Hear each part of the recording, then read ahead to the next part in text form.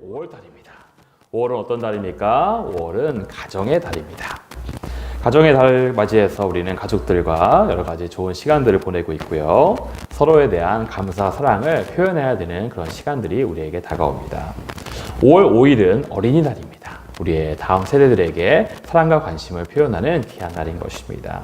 5월 8일은 어버이날이었습니다. 우리 부모님들께 사랑과 관심을 표현하는, 물론 부모님들이 그렇죠. 네, 사랑과 관심을 받으시는 또 그런 귀한 날입니다. 또 그리고 5월 21일은 무슨 날입니까? 바로 부부의 날입니다. 부부끼리 서로 사랑과 감사를 표현하는 귀한 날인 것입니다. 이렇게 자녀들과 부모님과 부부 간에 그 가족 간의 사랑과 감사를 표현하며 우리는 이 5월 달에 우리의 가정을 더욱 돌아보는 귀한 시간들을 갖고 있습니다. 여러분, 이렇게 가정은 국가에서 관심을 두고 기념하는 정말 중요하게 여기는 귀한 공동체인 것입니다. 그리고 하나님도 가정을 가장 귀하게 여기십니다. 왜 그렇습니까? 이 가정은 최초의 교회 공동체이며 가장 중요한 공동체이기 때문에 그런 것입니다. 그렇기 때문에 사단은 오늘날에 가정들을 많이 공격합니다. 그래서 이 가정들을 깨트리고 가정들을 어렵게 만들고 가정을 이루지 못하게 하려는 공격들을 많이 합니다.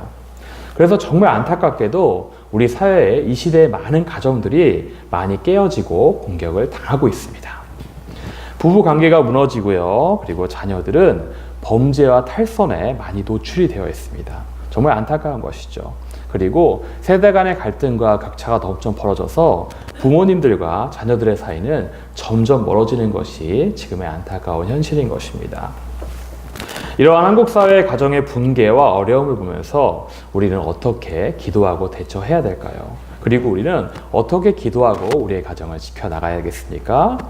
늘 그렇듯이 모든 해답은 성경에 나와 있습니다. 재미있는 것은 성경 속에 나오는 많은 믿음의 인물들의 가정이 모두 좋은 가정만은 아니었다는 것입니다. 온갖 어려움과 갈등과 범죄로 인하여서 흔들리고 상처 입은 가정들이 성경에 나오는 믿음의 가정들에도 많이 나타났습니다. 오늘은 특별히 그 중에서도 성경에서 가장 막장을 달리던 한 가정의 이야기를 한번 나눠볼까 합니다. 이 가정은 어떤 가정이냐면요. 가장이 부인을 많이 거느렸습니다. 그런데 그 부인 중에 한 명은 불륜으로 이루어진 부인이었습니다. 게다가 여러 배다른 많은 자녀들을 길렀는데요. 그 중에 첫 번째 아들이 배다른 자기 누이를 끔찍한 죄를 저지르게 됩니다. 그리고 그 누이의 오빠인 셋째 아들이 첫째 형을 죽이는 살인사건이 일어납니다. 나중에 그 셋째 아들은 자기 아버지까지 죽이려고 합니다. 그리고 아버지의 후궁들과 대낮에 모두가 보는 데서 범죄를 저지릅니다. 그리고 결국에 그 셋째 아들은 먼 이종사촌 형이 그 아들을 죽이게 됩니다. 그러면서 사건이 종료되는 일이 벌어집니다. 과연 이 과정은 누구의 가정일까요? 바로 우리가 알고 있는 다윗의 가정의 이야기입니다. 다윗의 셋째 아들 압살롬에게는 다말이라는 누이 동생이 있었습니다. 그런데 다윗의 첫째 아들 암논이 이 다말을 사랑한 것입니다. 다말이 너무 아름다웠던 것이죠. 그러다가 이 암논은 자신의 간교한 친구 중에 한 명인 요나답의 꾀를 듣고 병이 났다고 속인 다음에 다말에게 음식을 만들어 달라고 청하게 됩니다. 그리고 단둘이 있는 기회를 갖자 그녀에게 죄를 짓는 것이죠. 자, 이런 상황 가운데 이스라엘의 구약의 율법으로 보더라도 이 암논은 이 다말을 자기 부인으로 삼아야지 되는 것입니다. 그런데 오히려 암논은 다말을 욕하고 다말을 내쫓게 됩니다. 이것은 다말을 더 심각하게 모욕한 것이라고 합니다. 가장 최악의 상황을 암논이 행동한 것입니다. 그러자 다말은 재를 뒤집어 쓰고 자기 옷을 찢고 울부짖기 시작합니다. 그런 상황 가운데 그녀의 오라비인 압살롬이 그녀의 상황을 듣게 되었습니다. 그런데 이후에 압살롬의 행동이 조금 이상한 것 같습니다. 사무엘하 13장 22절을 보면 압살롬이 다말로 인하여서 암논을 미워하였다고 되어 있습니다. 그런데 이 암논의 잘잘못을 압살롬이 언급하지 않았다고 이야기하고 있습니다.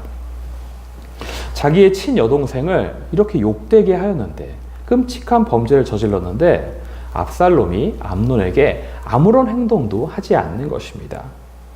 만약에 저 같았다면 아주 화가 나서 길길이 날뛰었을 것 같습니다. 그렇게 해도 모자랄 판에 압살롬은 이 순간 침묵을 지키고 있습니다. 그는 왜 그랬을까요? 그는 큰형 암논의 세력이 두려웠을까요? 아니면 형제간의 일이라 쉬쉬했던 것입니까? 그런데 아무리 성경을 봐도 그런 것 같지는 않습니다. 그런데 이후의 사건들을 연결해서 볼 때 아마도 압살롬은 이 다말의 비극을 참으면서 복수의 더 큰 그림을 그렸던 것 같습니다. 그리고 그 복수의 큰 그림과 더불어서 자신의 야망의 큰 그림을 그리고 있었던 것으로 보여집니다. 사무엘하 13장을 쭉 보면은 압살롬이 23절의 시작에 압살롬이 2년의 시간을 기다렸다고 되어 있습니다. 압살롬은 왜 그때 바로 나서서 암논을 처치하지 않고 2년의 시간을 참으며 기다렸을까요? 그는 아마도 진노한 다윗이 암논을 징계할 것이라고 믿었던 것처럼 보입니다. 그런데 다윗은 심하게 진노하였지만 이 악한 아들 암논에게 아무런 징계도 행하지 않는 것입니다. 그러자 압살롬이 기다리다가 지쳐서 움직이기 시작합니다. 하루는 양털을 깎는 일이 있다는 것을 이야기하며 다윗에게 와서 함께 잔치에 참여해 줄 것을 요청하게 됩니다. 가축을 치는 사람들이 양털을 깎는다는 것은 마치 추수하는 농부들이 추수하는 것과 같이 수확을 거두는 즐거운 일인 것입니다. 그런 복된 자리에 다윗을 초청해서 함께 잔치를 누려보려는 것입니다. 그런데 다윗이 압살롬의 청에 응하지 않습니다. 그러자 압살롬은 기다렸다는 듯이 얘기합니다. 아버지 대신 첫째 형 암논이라도 꼭 오게 해달라고 초청하는 것입니다. 그러자 다윗은 암논과 모든 왕자들을 압살롬의 양털 깎는 곳으로 보냅니다. 거기에서 암논은 압살롬의 종들에게 죽임을 당하게 되는 것입니다. 이 사건으로 압살롬은 3년간 그술이라는 지역에 망명하게 되고요. 다윗의 마음이 진정되고 그리고 압살롬을 용서하는 듯한 그런 시간이 되자 다시 돌아와서 다윗과 함께 살게 됩니다. 그런데 압살롬의 악이 여기서 끝나지 않은 것입니다. 그는 암논을 죽이고 다말의 복수를 하는 것으로 그치는 것이 아니라 그로 인하여 자신의 야망을 더 드러내게 됩니다. 그는 왕이 되려고 하였습니다. 그래서 압살롬은 어떻게 합니까? 오늘 읽은 본문처럼 이스라엘 사람들의 마음을 훔치기 시작하는 것입니다. 그는 첫 번째로 병거와 말을 준비합니다. 그리고 호위병 50명을 그 앞에 세웁니다. 이것은 무엇입니까? 마치 자신이 왕인 것처럼 호위하며 허세를 부리는 것입니다. 하나님은 사람의 중심을 보십니다. 그런데 하나님이 아닌 사람들은 외모를 보기 때문에 사람들에게 있어서 이미지라는 것은 상당히 중요하게 작용합니다. 압살롬은 아주 잘생긴 남자였습니다. 사무엘하 14장 25절에서 26절에 보면 압살롬은 발바닥에서부터 정수리까지 흠이 하나도 없는 멋진 남자였다고 합니다. 게다가 머리털도 상당히 많은 그런 남자였다고 합니다. 머리털도 아주 길고 무거울 정도로 머리털이 수북하게 나는 멋있는 미남자였습니다. 이렇게 잘생기고 멋진 왕자가 병거와 말과 호위병들을 세워놓고 있습니다. 누가 보아도 이 사람은 이스라엘의 왕인 것처럼 보이는 것입니다. 아마도 이러한 모습은 이스라엘 사람들의 인식 속에 어느 순간부터 압살롬이 마치 왕인 것처럼, 왕이 되어야 될 것처럼 세뇌시키는 효과가 있었는지도 모릅니다. 그런데 압살롬은 이러한 이미지 메이킹만 준비한 것이 아닙니다. 압살롬은 이스라엘 사람들의 마음을 훔치기 시작합니다. 사람들이 재판을 할 일이 있어서 왕에게 재판을 받으러 옵니다. 그만큼 중대한 일인 것이죠. 그런데 그는 먼저 이렇게 얘기합니다. 다윗 왕이 이 재판을 들을 사람을 세우지 않았다고 하면서 다윗 왕을 왜곡하는 말을 합니다.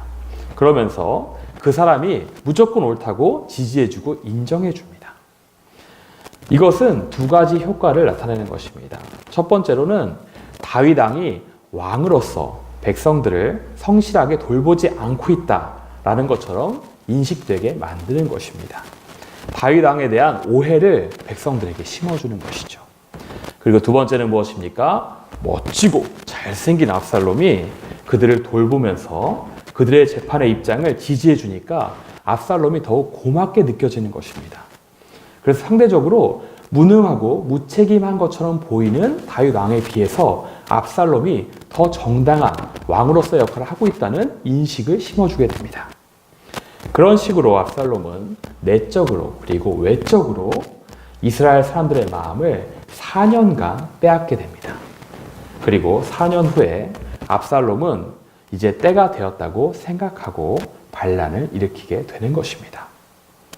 이 반란 가운데 이스라엘 사람들의 마음이 모두 압살롬에게 쏠렸다고 이야기되고 있습니다. 사람들은 하나님의 뜻과는 상관없이 연약하기 때문에 대부분의 사람들은 자기를 인정해주고 지지해주고 그리고 자기가 좋아하는 매력을 느끼는 사람을 따르는 것입니다. 그리고 다윗은 어떻게 합니까? 그 반란을 일으킨 압살롬에게 의해서 도망치게 됩니다. 아들들의 강간과 살인을 경험하고 그리고 왕이 되려는 아들의 야망에 쫓기면서 이제는 다윗은 죽음의 위협에 처하게 되는 것입니다. 이러한 다윗의 비극적인 가정의 사건들을 보면서 우리는 두 가지 중요한 문제점을 발견하게 됩니다. 이것들은 인간이 죄를 범하게 하는 원동력이 되는 것이고요. 그리고 그 죄가 죄를 낳게 하는 악순환을 반복하게 만드는 것들입니다.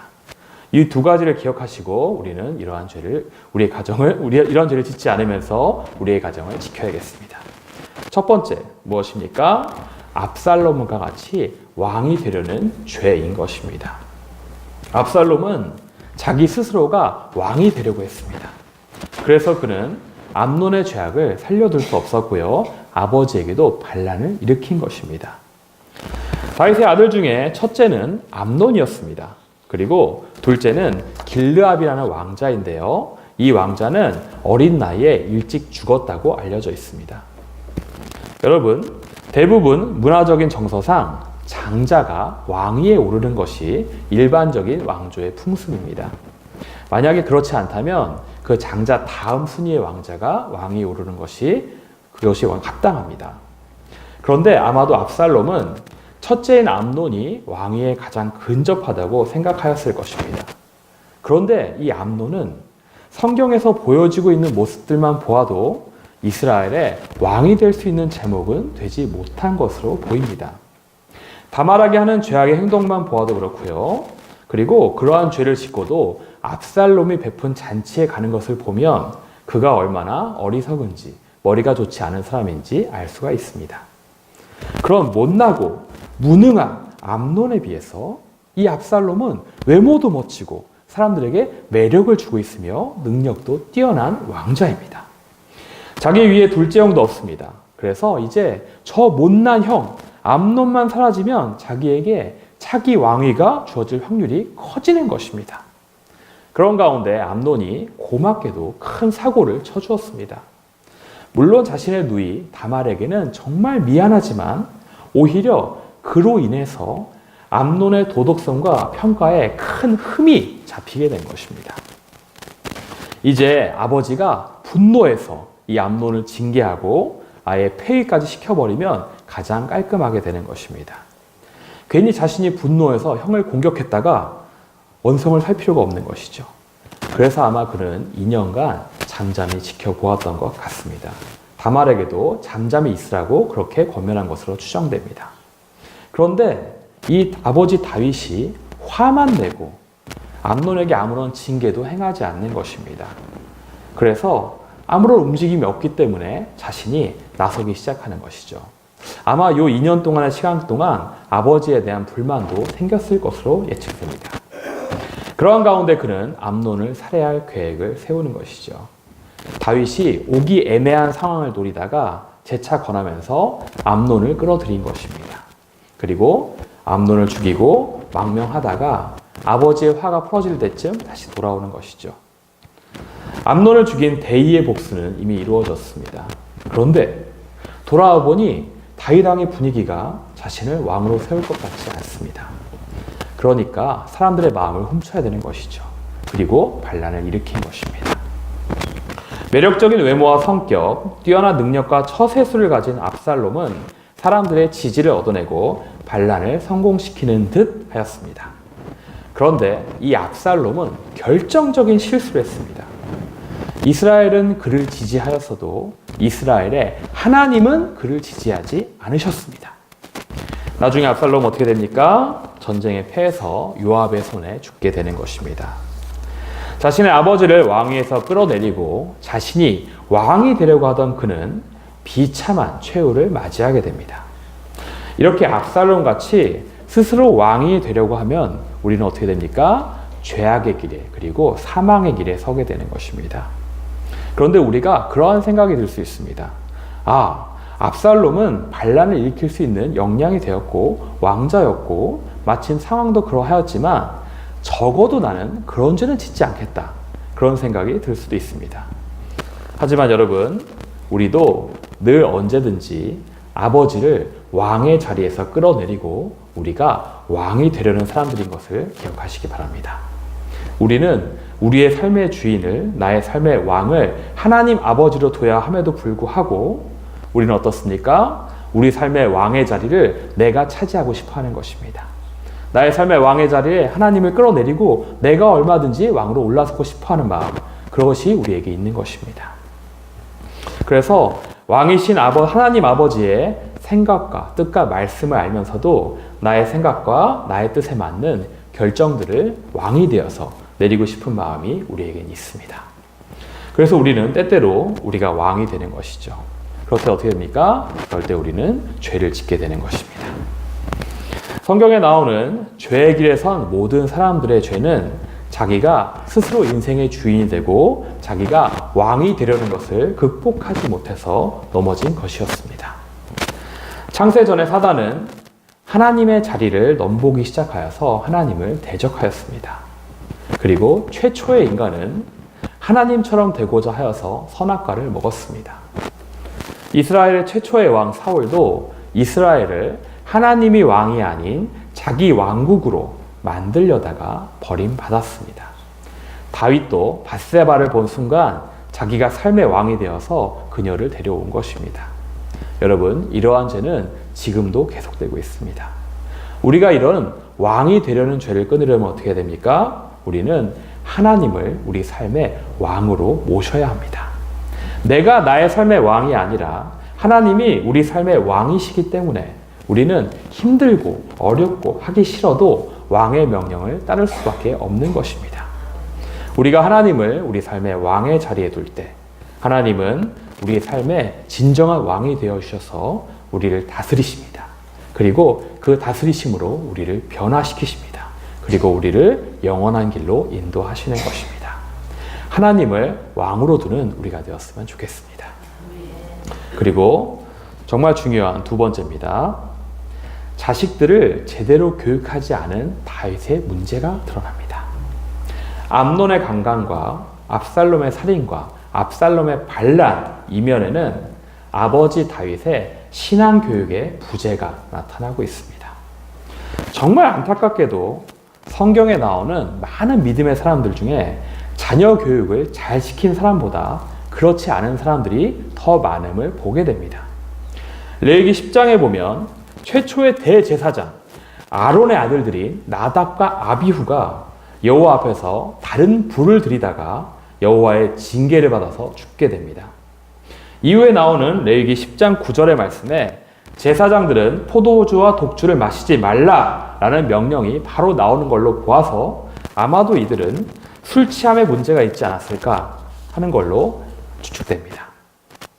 사무엘상 2장에는 어떤 내용이 나옵니까? 엘리 대제사장의 아들들이 홈니와 비느하스가 하나님께 드리는 제사의 고기를 제멋대로 취합니다. 그리고 회막에서 수정드는 여인들과 부적절한 관계를 맺습니다. 엘리 제사장이 이것을 지적하고 꾸짖지만 그들은 듣지 않습니다. 결국 하나님 어떻게 하십니까? 이들 가정을 심판하시는 것입니다. 재미난 것은 사무엘상 8장에 보면 이 엘리의 아들들을 경고하시는 하나님의 심판의 말씀을 전하였던 선지자 사무엘도 자신의 아들들인 요엘과 아비야를 제대로 교육하지 못합니다. 이들은 뇌물을 받고 판결을 굽게 하였다고 합니다. 사무엘의 아들들인 사사들이 제대로 역할을 하지 못하자 백성들이 어떻게 합니까? 왕을 세우게 해달라고 요청합니다. 결국 이 아들들의 죄는 이스라엘 백성들이 사람을 이스라엘의 왕으로 세우는 큰 범죄를 저지르게 하는 것입니다. 사무엘은 엘리의 경우를 직접 보았음에도 불구하고 아들들을 제대로 교육하지 못한 것입니다. 이것은 정말 안타까운 일인 것이죠. 그리고 오늘날은 다윗과 압논과 압살롬은 어떻습니까? 그들은 다윗의 신실함과 하나님을 경외하는 마음, 하나님을 사랑하는 마음을 전혀 배우지 못했습니다. 먼저 다윗은 압논을 그러한 죄를 저지르도록 놔두어서는 안 됐습니다. 그 전에 첫째로서 신앙의 본이 되도록 가르쳤어야 됐습니다. 때려서라도 가르쳤어야 됐습니다. 그리고 늦었더라도 압논의 죄에 대해서 확실하게 징계를 하고 엄벌을 주어서 왕실의 기강을 잡았어야 됩니다. 가정의 그 신앙의 교육을 제대로 했어야 되는 것이죠. 그런데 그는 그렇게 하지 않았습니다. 결국 압살롬이 압논을 죽여서 징계를 하게 됩니다. 그렇다면 압살롬을 살인자로 만든 사람은 결국 다윗이라는 이야기입니다. 압살롬이 4년간 병거와 말과 호위병을 두고 백성들의 재판을 가로채서 마음을 훔쳤습니다. 이것은 4년간의 시간입니다. 아무리 정보가 없어도 한 나라의 왕이 백성들이 그렇게 압살롬에게 재판을 받고 하는 것을 모를 수가 없는 것이죠. 그런데 다윗은 압살롬이 주제넘게 하는 행동을 그냥 놔둔 것입니다. 방치한 것이죠. 늦게라도 아들들을 징계하고 이들을 하나님의 말씀을 경외하도록 교육했었어야 합니다. 하지만 그렇게 하지 못한 다윗은 결국 그의 가정에서 가장 큰 비극을 경험하게 되는 것입니다. 여러분, 오늘날의 우리의 모습은 어떻습니까? 우리는 우리의 자녀들에게, 우리의 손자, 손주들에게 하나님을 경외하는 신앙교육을, 하나님을 경외하는 말씀을 철저히 가르치고 있습니까? 요즘 젊은 세대들은 스펙에 미쳐 있습니다. 최근에 인기 있었던 스카이 캐슬이라는 드라마를 보면 한국 청소년들의 입시에 대한 모습들이 적나라하게 담겨 있습니다. 청소년들은 더 나은 성적과 활동 점수를 받아야지 이들의 진로와 대학의 길이 열린다고 믿고 있습니다. 실제로 그렇기도 합니다. 어느 정도는요. 그리고 청년들은 더 나은 학벌과 자격증과 어학 능력을 필요로 하고 있습니다.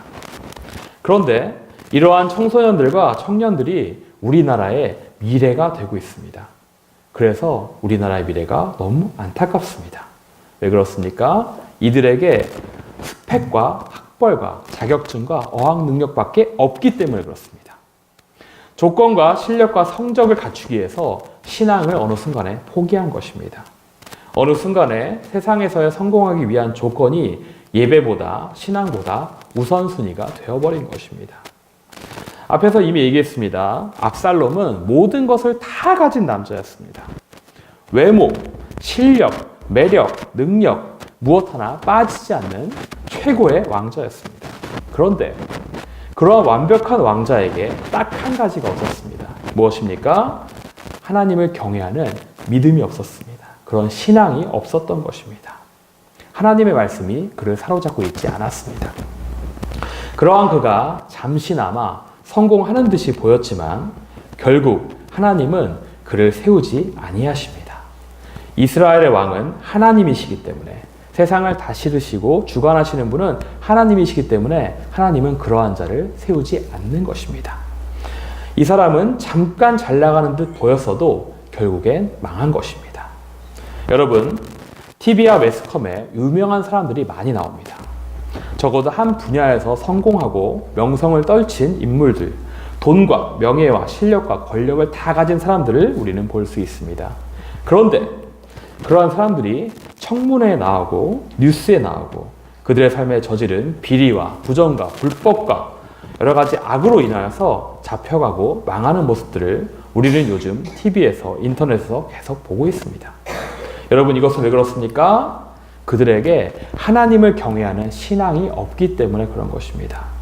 그래서 오늘날에 우리는 무엇을 해야 됩니까? 다윗과 같이 자녀들을 그냥 방임해서는 안 되는 것입니다. 하나님의 말씀을 가르치고 하나님을 경외하는 마음을 갖도록 신앙교육을 제대로 시켜야 되는 것입니다. 그럴 때 우리 가정은, 그리고 우리의 자녀들은요, 세상 가운데 거룩함을 드러내고 하나님 안에서 형통하게 되는 것입니다. 왜 그렇습니까? 하나님의 말씀으로 제대로 신앙교육 받은 사람은 하나님을 자신의 삶의 왕으로 모시기에 왕이신 하나님은 그의 삶을 선한 길로, 형통하고 복된 길로 인도하시는 것입니다. 우리가 하나님을 우리 삶의 왕으로 모시고 우리의 자녀들을, 우리의 후손들을 하나님을 경외하는 믿음의 사람들로 교육하는 우리가 되길 소망합니다. 그럴 때 우리의 가정은 이 땅의 소망이 되는 가정들이 될 것입니다.